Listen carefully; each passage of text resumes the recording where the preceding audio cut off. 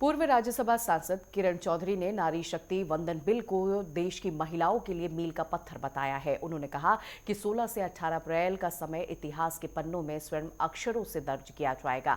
किरण चौधरी ने प्रधानमंत्री नरेंद्र मोदी के नेतृत्व की जमकर सराहना की और इसी के साथ कांग्रेस पर तीखा हमला भी बोला। उन्होंने आरोप लगाया कि कांग्रेस ने दशकों तक इस बिल को लटकाए रखा और उनकी मंशा कभी महिलाओं को हक देने की थी ही नहीं। किरण चौधरी के मुताबिक 2029 के चुनाव में महिलाओं को आरक्षण का सीधा लाभ मिलेगा, जिससे राजनीति की आधी आबादी की भागीदारी का निर्णय लेने में महिला शक्ति को हक होगा।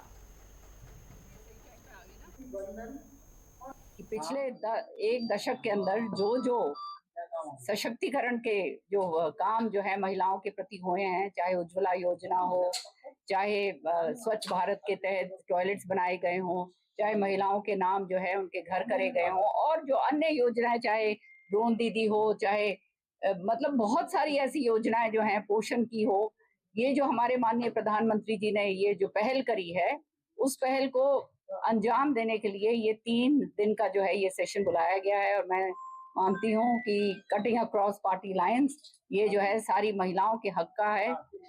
50% मतलब 48.5% महिलाएं जो हैं वो इस देश की आबादी हैं और अभी तक उनको उनका हक नहीं मिला। तो अब जो है 33% पार्लियामेंट में, लोकसभा में, राज्यसभा में और विधानसभा में जो ये मिलने जा रहा है, ये अपने आप में एक बहुत बड़ा ऐतिहासिक कदम है। नोएडा और मानेसर के बाद फरीदाबाद में भी मजदूरों का आक्रोश देखने को मिला। सराय ख्वाजा सेक्टर 37 में सैकड़ों मजदूरों ने सड़क पर जाम कर सरकार और कंपनी प्रबंधन के खिलाफ मोर्चा खोल दिया। प्रदर्शनकारियों का आरोप है कि कंपनी ना तो बढ़ा हुआ वेतन दे रही है और ना ही बुनियादी सुविधाएं दे रही है, ना बेहतर खाना, ना सम्मान के नारे के साथ मजदूरों ने घंटों तक चक्का जाम रखा, जिससे यातायात पूरी तरह से ठप हो गया। मौके पर पुलिस भी पहुंची, आला अधिकारी भी पहुंचे। कड़ी मशक्कत करने के बाद आश्वासन देकर कैसे भी कर जाम को खुलवाया गया। प्रशासन के वादे के बाद अब देखना होगा कि मजदूरों को उनका हक कब मिलता है या ये आंदोलन और उग्र रूप लेगा।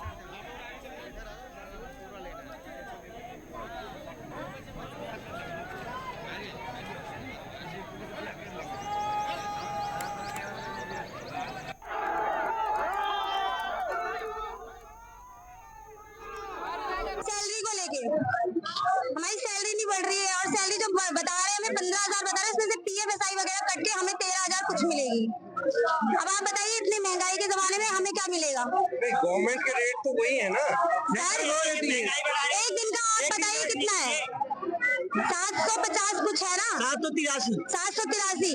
अब यहाँ पे कितनी दे रहे हैं हमें? ये तो हमें लेबर का चार्ज दीजिए, जो मजदूर होते हैं उनका भी नहीं दे रहे। इससे अच्छा तो मजदूरी कर ले, हम यहाँ क्यों काम करें? आप बताइए सर, इतने में कुछ हो जाता है? 20,000 भी देंगे ये हमें, तो उसमें से भी काट के देंगे ना, तभी जाके तो 17-18 होगी हमें। डायरेक्ट तो ये 20 नहीं देंगे। कितने साल से काम कर रहे हैं? मुझे हो गए यहाँ पे 6-7 साल। मैं असेंबली में हूँ और यहाँ पे पोस्ट किसी की कुछ नहीं है, कैजुअल पोस्ट है हमारी। और सर आप बताइए, जो नया बंदा आता है उसकी सैलरी सेम होती है, जो पुराना है उसकी भी सेम है। ये बढ़ाते नहीं है कुछ भी, आप खुद पता कर सकते हैं। सेम बंदे, 2 दिन का आया बंदा, उसे भी उतनी ही मिल रही है, हमें भी मिल रही है।